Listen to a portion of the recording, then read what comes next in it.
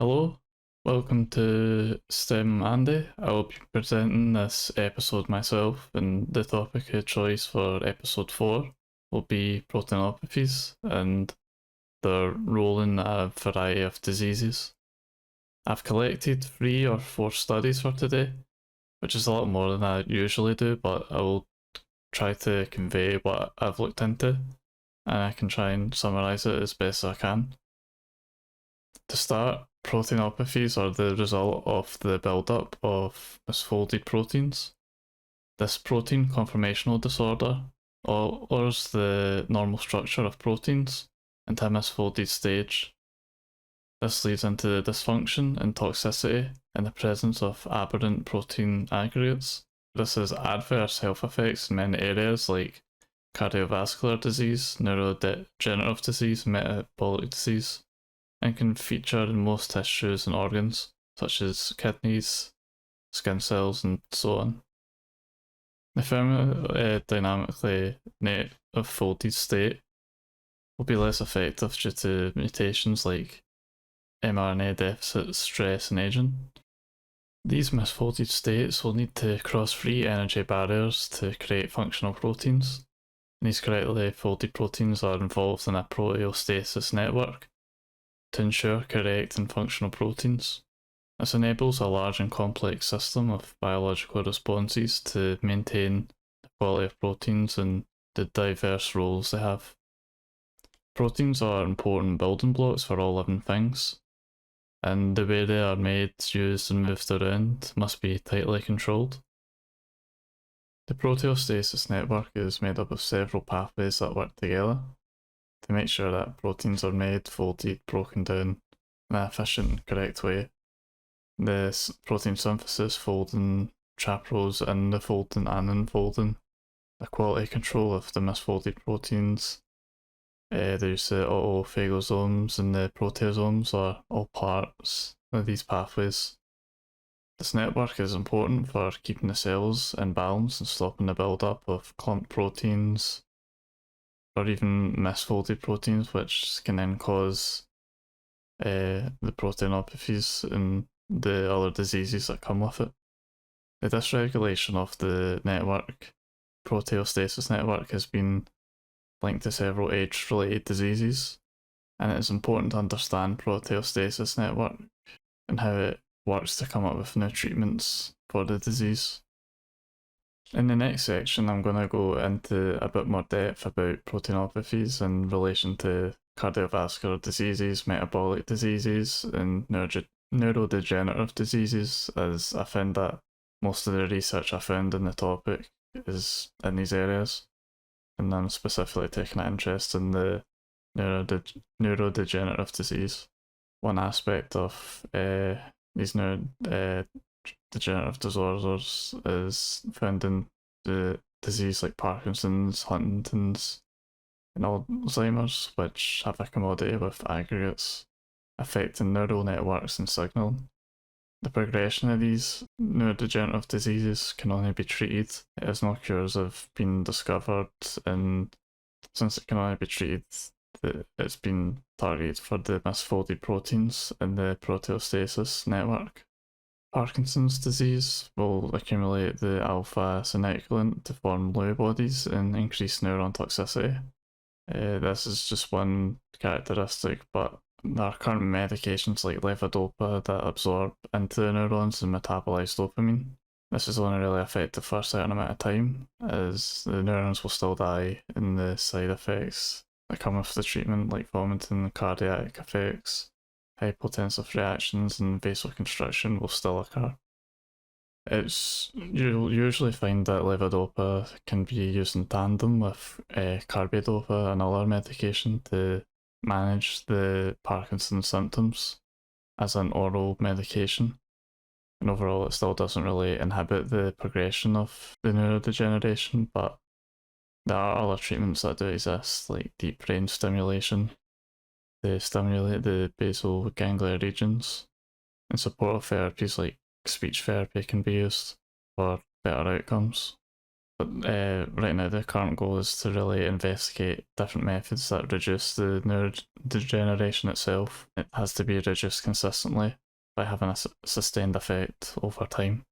Some areas where this could be applied to is the stem cell therapies and neuroprotective agents to protect people who might already have a genetic predisposition due to family history of Parkinson's. And the people that already do, you could probably investigate new ways to replace the destroyed dopaminergic neurons. For Alzheimer's disease, this has beta amyloids which lead to the plaque formation and disrupt neuronal communications in Alzheimer's disease. In elderly neurodegenerative disease like Alzheimer's and Parkinson's, this will cause significant mortality and morbidity. Parkinson's will then cause motor deficits, but Alzheimer's causes cognitive impairment and signs of dementia. But both of these do share proteinopathies, oxidative stress, and mitochondrial dysfunction as molecular pathogens. In Alzheimer's, this has amyloid beta that causes the proteinopathy, but in the Parkinson's, the alpha-synuclein will cause the proteinopathy. And the reactive oxygen radicals and transition metal ions will regulate the aggregation found in the proteins, and it also regulates the expression. Huntington's disease accumulates mutant Huntington intracellular aggregates. They disrupt cellular mechanisms and cause the death of neuron cells.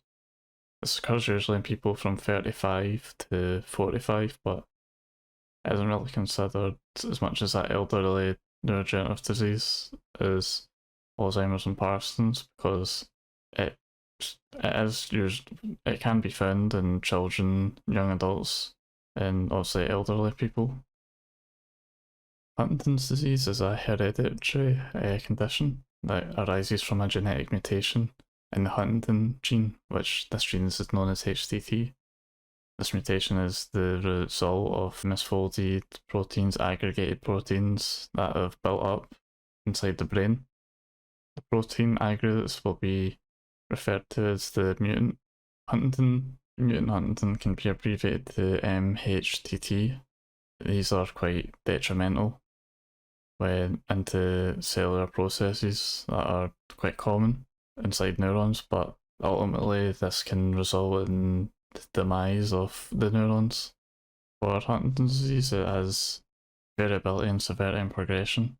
This is kind of quite common of the disorder, and like the other previous neurodegenerative disease, there's not really any cure. There are treatments that manage symptoms, physical therapies, psychiatric medications for the symptoms that come with it.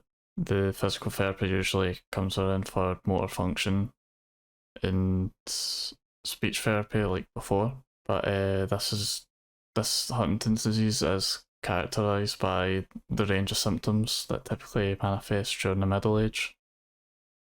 So again, not really seen as an elderly disease, but it does have symptoms with gradual deterioration of the motor function and declining cognitive abilities, which would get worse with age. And the onset of psychiatric symptoms will occur, which is like anxiety and depression. Still, there is ongoing research that endeavours to understand development of novel treatments for Huntington's and address underlying proteinopathies. These usually include small molecule drugs that can be used to immunotherapy for the immune response and gene therapy. Next, I want to go into some articles that I found. For the neurodegenerative section, I have found a study titled TDP43 Proteinopathies. It was titled TDP43 Proteinopathies, a new wave of neurodegenerative disease. I found this on the BMJ journal by De Boer, EMJ, Ori, VK, Williams T, et al., 2021. This article focused on the potential of the TDP-43 as a protein, which is an interesting discovery that was found in like 2021. But then there was also another interesting discovery in 2023, which I'll go in just a bit in another study. For this present study, this employed a cohort of patients that displayed clinical manifestations of the diverse neurodegenerative disorders, characterised by the presence of pathogenic aggregates harbouring the TDP-43 protein in their central nervous system. The present review provides an overview of the primary physiological functions attributed to TDP-43, along with an expanding range of neurodegenerative disorders associated with the pathological accumulation of this protein, the TDP-43. Has scrutinised the primary molecular mechanisms which the protein could bind and potentially induce the neurodegeneration. This is a RNA-DNA binding protein that plays a critical role in RNA-related metabolism. However, the pathophysiological mechanism underlying the TDP-43 induced neurodegeneration remain challenging to ascertain. The neurotoxicity that have been induced by TDP-43 is believed to arise from multiple interrelated pathogenic mechanisms, and the precise mechanisms that manifest the neurodegeneration is still elucidated. The identification of techniques has the potential to advance innovative therapeutic objectives for a multitude of a variety of neurodegenerative conditions. And going into the next part, I wanted to talk about discovered protein. This discovered TDP-43 affected protein was found in an update in the Massachusetts General Hospital. They discovered a protein known as STAFMIN2. It is absent in neurons, and it is thought that it will prevent regeneration due to the inhibited signalling to muscle contractions. The uncovered protein could open up new therapeutic approaches to regenerating neurons after injury, or even just in the neurodegeneration disease itself. This TDP-43 RNA binding protein is found in the nucleus of neurons. It's also found in the cytoplasm of neurons in numerous people with amyotrophic lateral sclerosis, which is just ALS. It's found in frontotemporal dementia, and up to half of people with Alzheimer's disease have this protein. And just in case you're confused, the protein is TDP-43. But for the STAFMIN2 protein, researchers have discovered this is the most affected by TDP-43.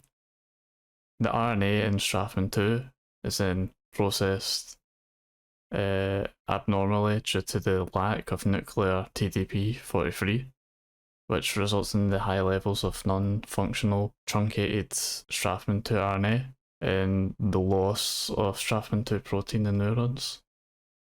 The protection of TDP-43 when it's in the cytoplasm rather than the nucleus, this protection for the STAFMIN2 protein will be absent, and then the STAFMIN2 protein won't really produce the way it normally does.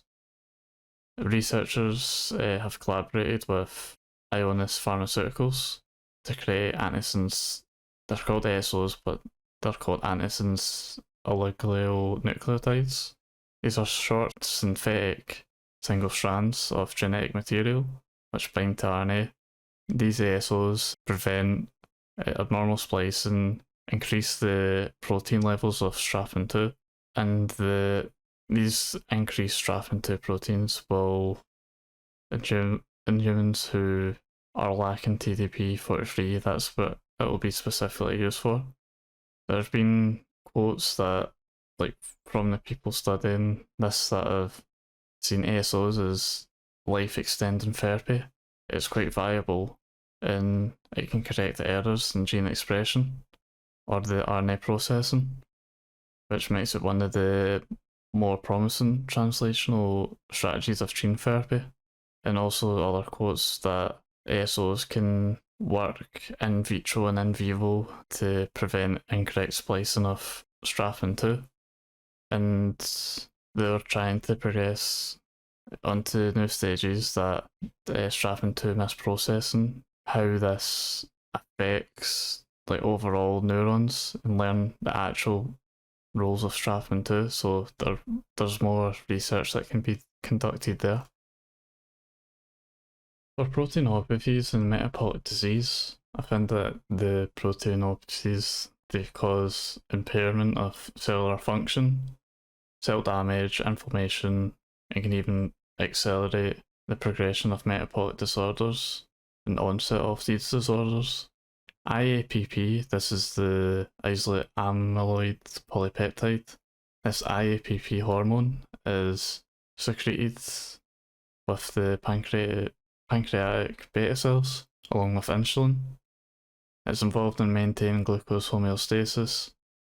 The misfolded IAPP can create aggregates that impede cellular function and even aid type 2 diabetes to develop.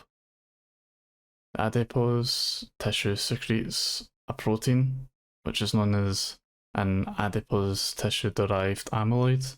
This can be an acronym ADIPOC, which is a lot easier to say.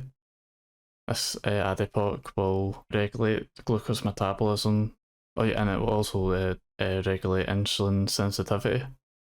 ADIPOC can damage the adipose tissue and then result in type 2 diabetes development and even obesity. Apolipoprotein B and apolipoprotein E, I'll abbreviate that to APOB and APOE. These are examples of misfolded proteins that build up in the liver, cause cell damage, oxidative stress, inflammation, and then lead to the development of non-alcoholic fatty liver disease. In diseases like non-alcoholic fatty liver disease, there can be new therapies and management plans for people with these kind of conditions, and it can be essential to comprehend the underlying protein mechanisms and misfolding and aggregation. And I'm going to talk about another study, but only really briefly. It was titled Proteinopathy, Oxidative Stress, Mitochondrial Dysfunction, Crosstalk in Alzheimer's disease and Parkinson's disease. This was by Ganguly et al. 2017.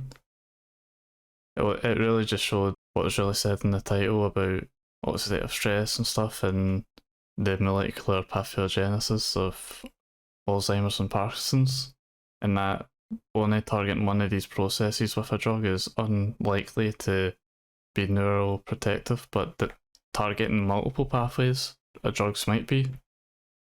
So it can identify triggers that cause an aging brain to develop these neurodegenerative disease. It can also be used in the metabolic and environmental risk factors. So that kind of just ties into a little bit to metabolic disease, but I really only focused on the harmful effects of proteinopathies for neurodegeneration, and it's really already understood what metabolic disease does in proteinopathies, which is just it can trigger the onset of insulin resistance and obesity. So transitioning into cardiovascular disease with proteinopathies, this CVD is a pathological condition characterized by the accumulation of misfolded or aggregated proteins. The condition is linked to atherosclerosis and heart failure as some examples of the multiple cardiovascular disorders that can develop. Proteins like amyloid beta, alpha synuclein, and the tau protein are crucial components implicated in proteinopathies. with CVD, CVD being cardiovascular disease. The amyloid beta is frequently linked to Alzheimer's, but it's also been detected in cardiovascular systems for cardiovascular disease.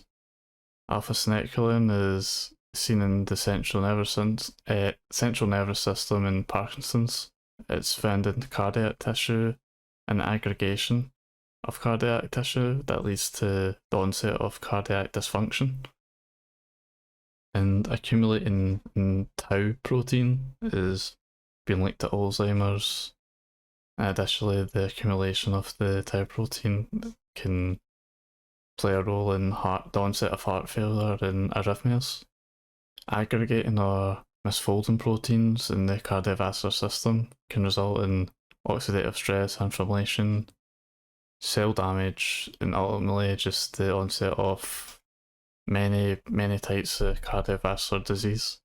So comprehending mechanisms that underlie proteinopathies and cardiovascular disease is extremely important to really develop novel therapeutic intervention methods. And using new kind of therapeutics can manage people who suffer from any of these conditions. The last kind of thing I've studied and kind of what I present today is just one more study. It was titled the ubiquitin proteasome system in cardiac proteinopathy, a quality control perspective. It was made by Su and Wang, 2010. It looked into the process of protein quality control as an intricate process. It's involved in the participation of molecular chaperones in targeted proteolysis, which is the breakup of proteins within the cellular environment. The cardiac proteinopathy refers to a group of cardiac disorders that can arise to the presence of proteins that are prone to aggregation in cardiomyocytes.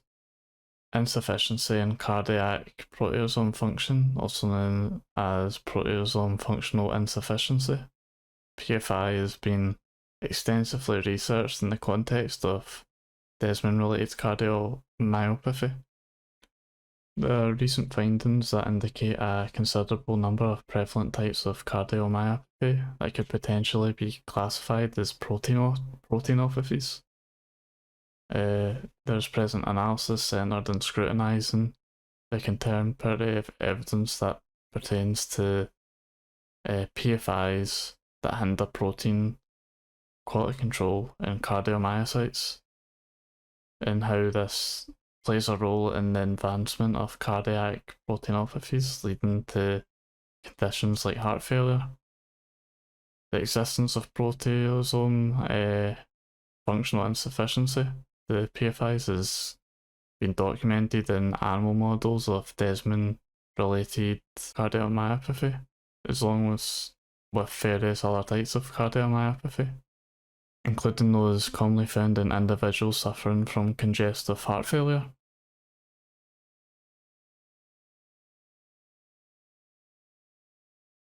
And real animal models using the cardiac proteinopathies and other forms of cardiac disease, been found that the inadequacy of PFI and resulting PQC have been observed.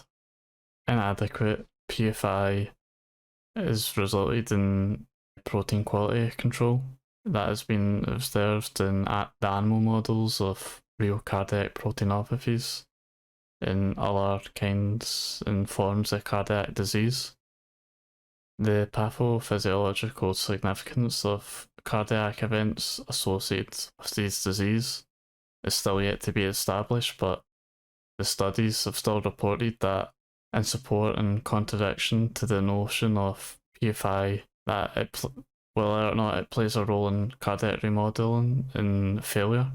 So what really needs to happen is further studies need to be more conclusive. So necessarily more investigations need to take place to look at the cardiomyocyte restricted proteasome and the strategies aimed at augmenting the proteasome function which could elucidate the significance of proteasome malfunction in the cardiac physiology and overall heart health to help those that suffer from cardiovascular diseases.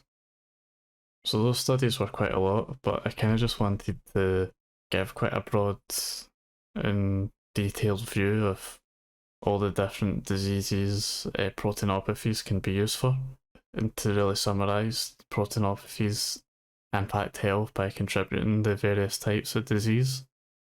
It can trigger neurodegeneration, cardiovascular issues, and metabolic disorders like obesity, which we've gone through.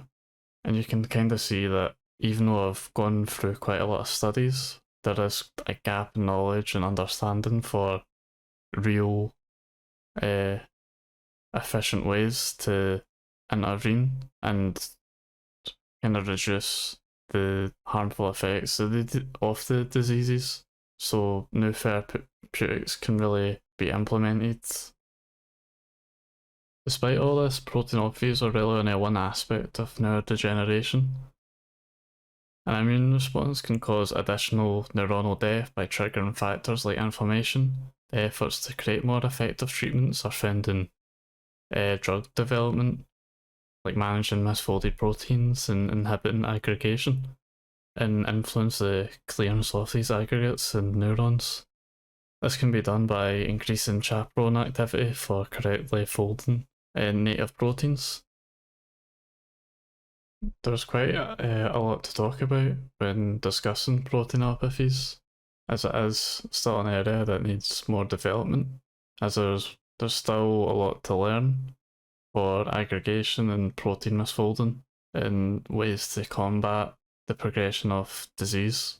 But thank you for listening to this episode. I'm planning on creating more episodes once I complete the formal assessment period for my final year, since I won't really be as occupied.